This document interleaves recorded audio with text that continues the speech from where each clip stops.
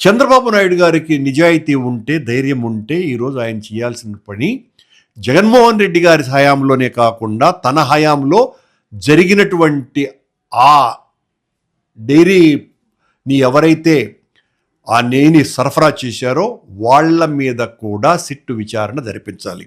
దీనికి సంబంధించి technical experts, TTD ఉద్యోగులు బాధ్యులు అని సిబిఐ తన నివేదికలో చెప్పడం జరిగింది.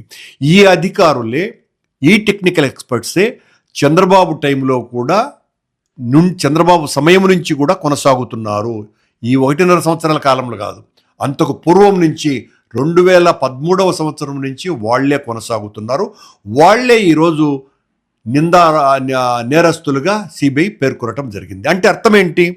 ఆ సమయంలో కూడా ఇలాంటి కల్తీ నెయ్యి జరిగింది అన్నది సుస్పష్టం. కానీ సిబిఐ యొక్క పరిమితి కేవలం 19 నుంచి 24 వరకు మాత్రమే.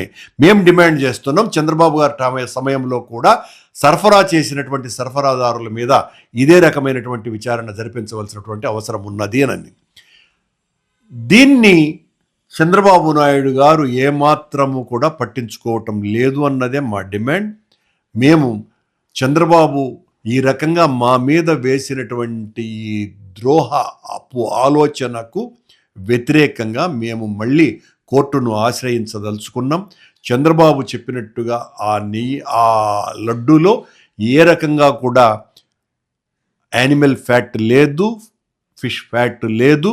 ఇవన్నీ కూడా పచ్చి అబద్ధాలని, ఇంత పచ్చి అబద్ధాలను జగన్ను దెబ్బతీయటానికి జగన్మోహనుడైనటువంటి వెంకటేశ్వర స్వామినే రాజకీయ పావుగా వాడుకున్నటువంటి చంద్రబాబు నాయుడు యొక్క నైజం ఈ రోజున మొత్తం ప్రపంచానికంతా బయటపడింది.